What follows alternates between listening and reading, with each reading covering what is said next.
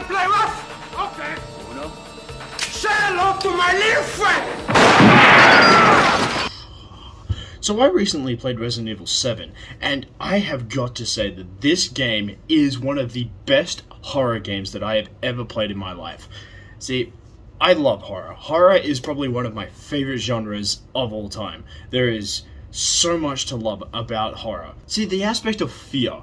Fear is something that has always interested me. I love the topic of fear because fear is just something that everybody feels, and if you experience yourself enough to it, you can face those fears in ways that you never thought you could. Something like Resident Evil is something that has taught me in the past that even though you're afraid, you can move forward and push past it. And nostalgia aside, I just want to say that this game is actually a genuinely decent game. I love this game to bits. From the atmosphere to the tone of this game, to the characters, to the story. This game is excellent. So basically the story of this game is that Ethan Winters, our protagonist, his wife went missing ages ago, like 3 or 4 years ago, and out of the blue has just messaged him and been like, hey, come join the family or some shit. Like, so Ethan is just like, well, that's obviously my wife, I've got to go and help her, I've got to go and save her, because like she could be dead. And it opens to probably my favorite opening in a Resident Evil game, where it's just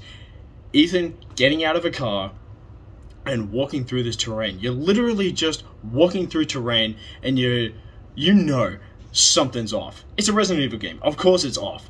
You are just waiting for something to go wrong. You know that something is about to go wrong, horribly so, but you just don't know what's gonna go. Then you find this van that has a cryptic note that says "Join us," and that's like, what the fuck is going on here? And then you find really disturbing and creepy imagery, and it's just a very tense opening. And then when you get to the house, the door behind you slams shut, and you're like, fuck, huh? And then as you slowly progress through the game, you start unraveling the story. You start unraveling what's going on. If you pick up all the notes that are left behind, you can learn more about the story, learn about more of the backstory that's behind this. And that's my favorite part about any Resident Evil game. Any Resident Evil game that does this well, like Resident Evil 2, Resident Evil 7, Resident Evil 1, all of these games have the post-it notes or the little files or the books that you can find that really just fill in the details about the world that you're inhabiting right now. Resident Evil 2 probably has my favorite version of that, where basically any room that you walk into has a new note that just sort of explains the world, explains the police station, explains the sewer system, explains the lab, explains everything, even how everything went down. And this game has that to a lesser degree, and it just illustrates more of this world. It shows how this world has just degraded. From how the Bakers found this wrecked ship, to how they all started to feel like shit, went to a doctor, got an x-ray, and all of a sudden they just can't get this kid out of their mind, and then all of a sudden they are basically the family from the Texas Chainsaw Massacre. Like the dinner scene within this game is straight out of Texas Chainsaw Massacre. It was almost uncanny. Eat it. It's good. Dumb some bitch wasn't no good if it hit him. Yes.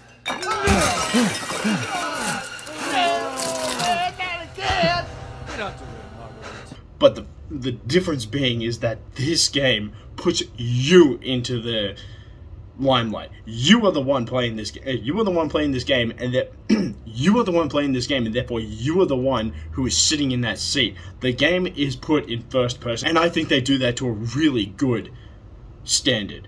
Everything from you wandering the corridors, to you just sitting at a dinner table, or to you just like doing anything in the game, it really makes it feel like it is you in the game, and I love that.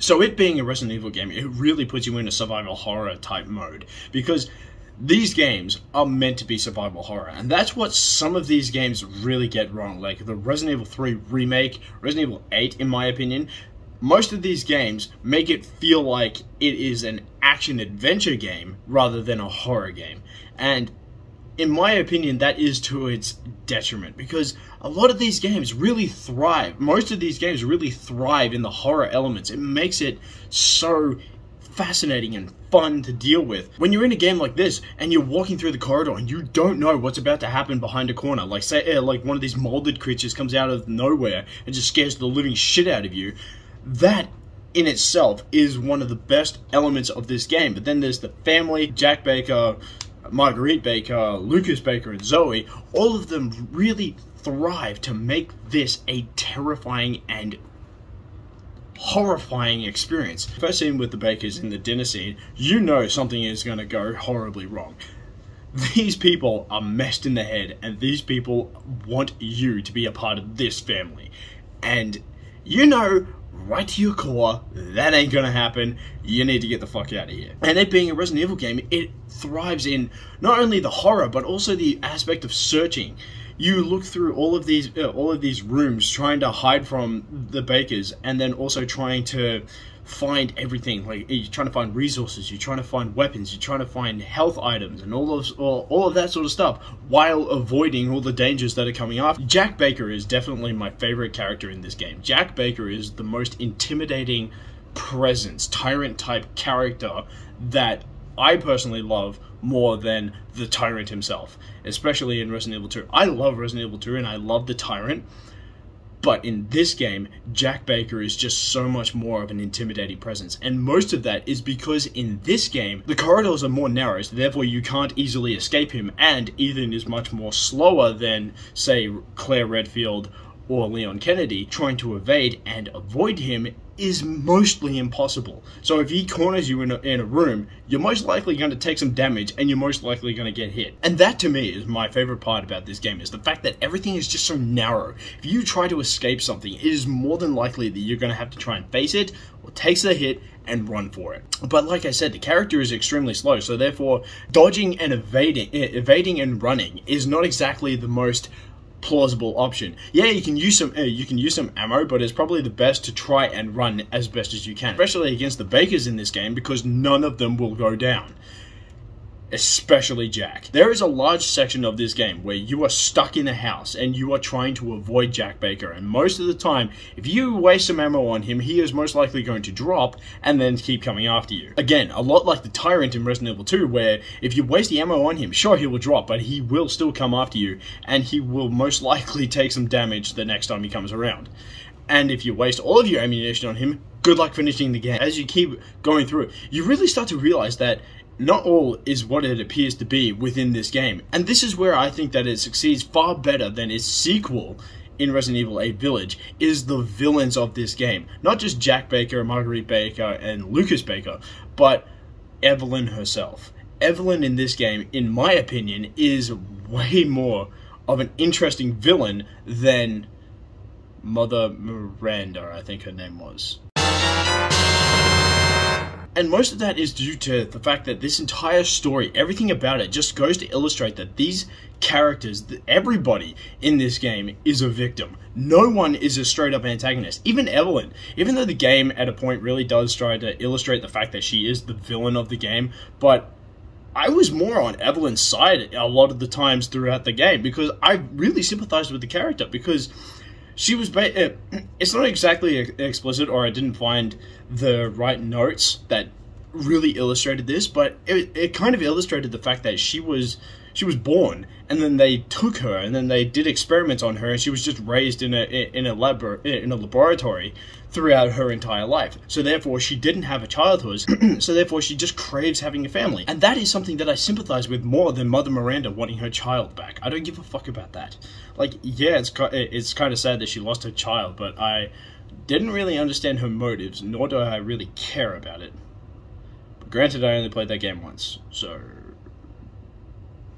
But that also lends itself to one of my least favorite aspects of this game. They really do try to hammer home the fact that Evelyn is the villain of this game. This is something that really bugs me about most games, most movies of any kind these days, is when they finally get to the villain of the game, they don't try to talk them down. They don't try to empathize or sympathize with the character. They're just like, no, you're the villain, and fuck you, you're the villain. Especially Mia in this game. Like, Mia was presented as, like, Mia was basically her caretaker who looked after Evelyn, and therefore would be more sympathetic to her cause, especially given that she was the one who did most of the experiments to her, or at least so it said. When the scene came and she put in the videotape and showed her what happened, and she started to remember, and then she turned to Evelyn, and instantly she was just like, "Nah, fuck you, little kid, you're gonna die, fuck you, I'm gonna kill you."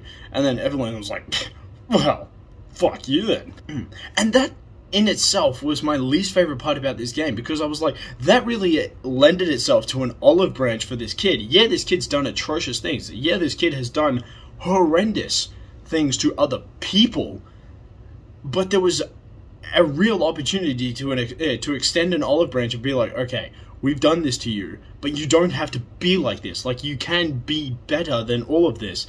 But instead of trying to reason with the antagonist, the victim, essentially the biggest victim of the movie, or of the game, they just treat her like the antagonist and therefore just try to kill her. I didn't like that aspect as much as I liked most of the rest of the aspects, but this game really does lend itself for an extremely good experience. I loved playing through this game. The house is extremely narrow, it's extremely small, the bakers are so much fun, especially in the main house when you're fighting against Jack and you're going against Marguerite. These people are my favorite bakers of the game, and therefore lend themselves to my favorite antagonists of the game. This is definitely something that Resident Evil 7 has over Resident Evil 8, because Resident Evil 8 really tried to just give you as much resources as you possibly could, and therefore you could just collect everything and therefore do anything.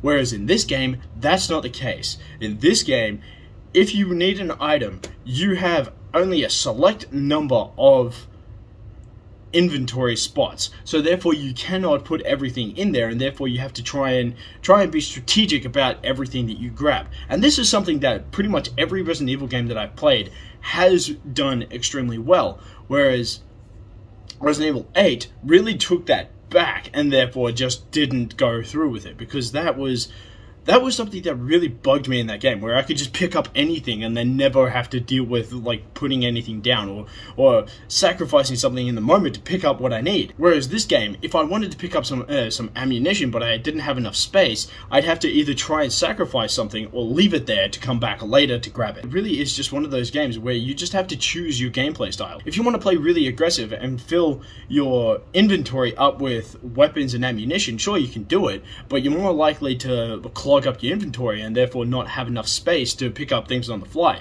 Whereas you can play really passive, where you can give yourself enough ammunition to sort of skate by and be able to pick everything up on the fly, but you won't be able to deal with enemies when they come along. So therefore you'll need to plan out your encounters carefully, especially if you come up against the baker or if you come up against the molded creatures. So it's really just your way to play it. There's no right or wrong way to play it. So in the end, this game is really fun to play. It is such an intense, terrifying experience to play, especially if you want that type of horror kick. Like, you go into a game and you're like, or you're looking through your collection of games and you're like, you know, I could really go for a horror game. Resident Evil 7 is one of those games, and you should pick it up if you haven't already.